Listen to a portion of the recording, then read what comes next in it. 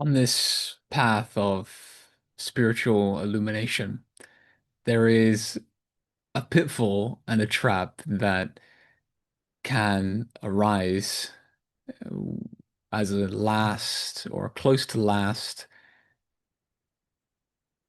obstacle for many of us, and that is to demonize the ego or the mind in general, to claim that the mind is a problem and that we need to resist the mind in order to transcend the mind and be free from the mind. But this approach perpetuates the illusion that the mind can affect us, that the ego is problematic. And the ego in this context, the way I'm using the word, is the identification of ourself with some limited concept, such as I am a man, I am a woman, I am so many 8 years old, I have these qualities, these patterns, and so on.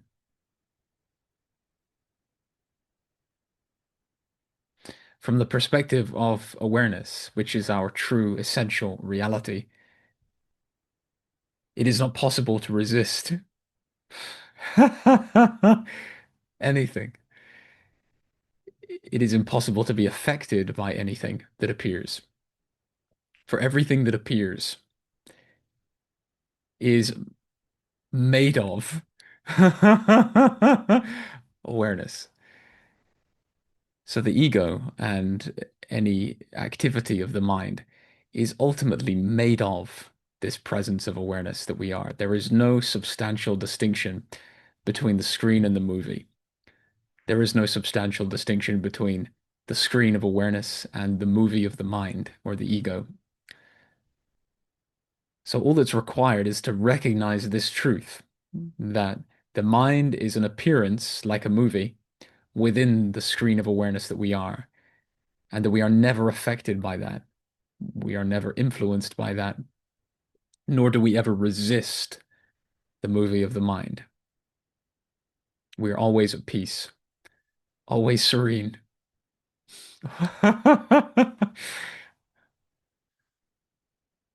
From the point of view of the mind and the ego, there can be an interaction between the mind and itself. So the mind is the one that says the mind is a problem.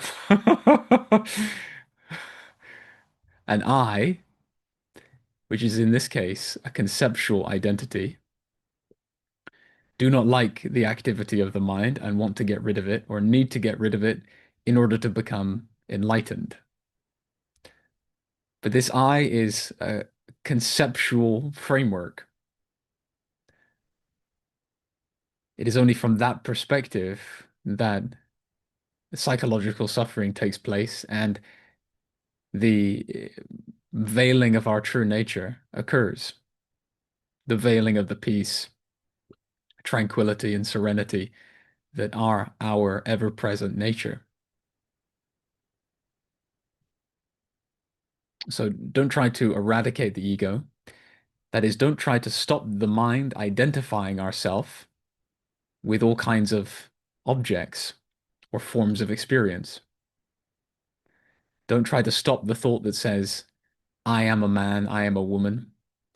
Just see clearly that such a thought is like an object in a movie. It does not stain the screen, limit the screen, condition the screen. Such a thought does not limit, condition, or affect the presence of awareness, the one that is aware of it, the one that is the space-like medium in which it appears.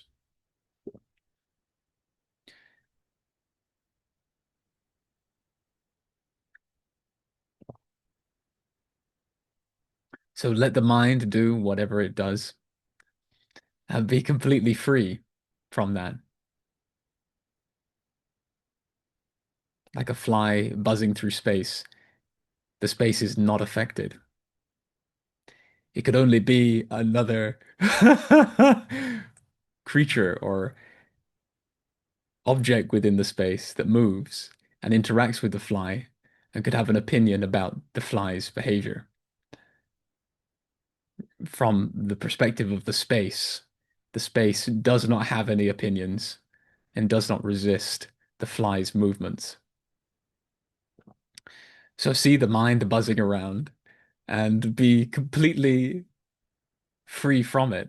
Know that you already are just by recognizing awareness, the presence of awareness, and inquire into that. Is that awareness affected?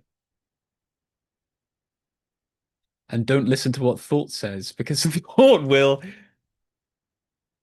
conceptualize awareness, but that concept of awareness will be limited to the domain of the mind. It will have qualities that are objective for the mind to even define it.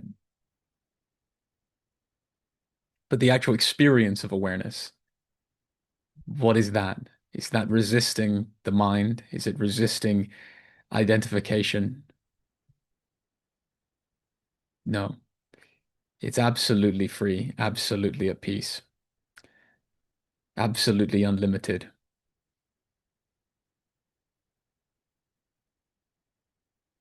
So this is the most direct way, the most direct approach to peace and to the revelation of our true nature. It is not to get busy manipulating the mind, trying to stop the mind, or to stop the mind identifying ourself with all manner of objects.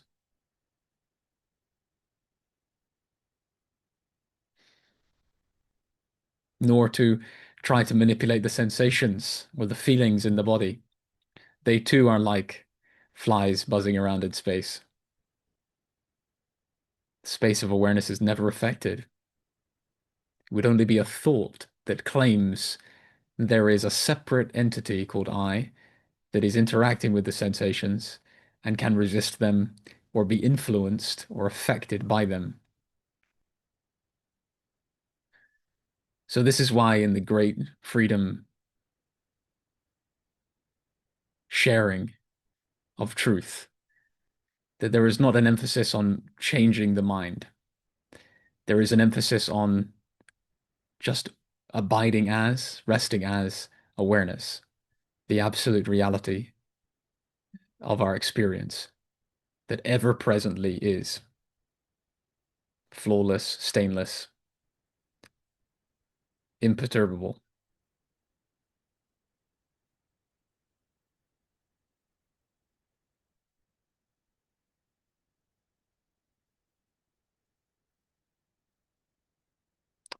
Question might come how to rest as this presence of awareness. Well, if we seem not to be resting as awareness, and we seem to be resting as an entity that is limited in time and space, then we just ask ourselves, what is the nature of this awareness that is aware of my current experience? Is it present? Yes. And we answer, yes. And we need not answer with words. We answer with the reality of the experience. Awareness by itself is. It is present. It need not think that it is present in order to be present. Its nature is presence. So that we know. Awareness is present. Does awareness ever disappear? That is awareness ever aware of the disappearance of itself or the coming and going of itself? And the answer is no. Awareness is aware of its ever presence. So like this, we use the mind to inquire into awareness until the mind no longer serves a purpose to relax attention, which is the focusing of awareness, into its source, pure awareness. the questioning, the inquiring into the nature of awareness is like defocusing from the activity of the mind and relaxing that focus openly, expandingly into the presence of awareness. Just being aware, just being aware.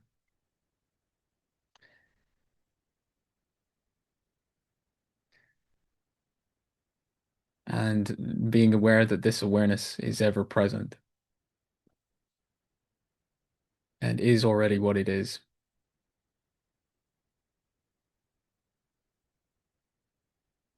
A thought of the ego, a thought of anything may come.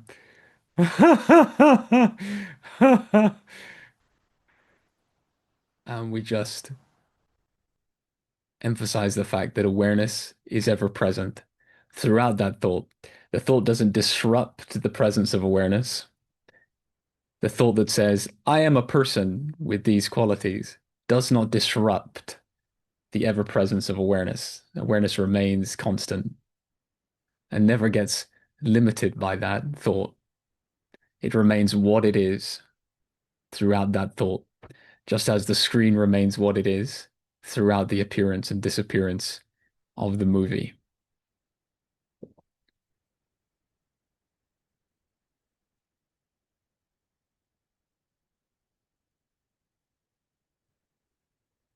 And if we look to the thoughts,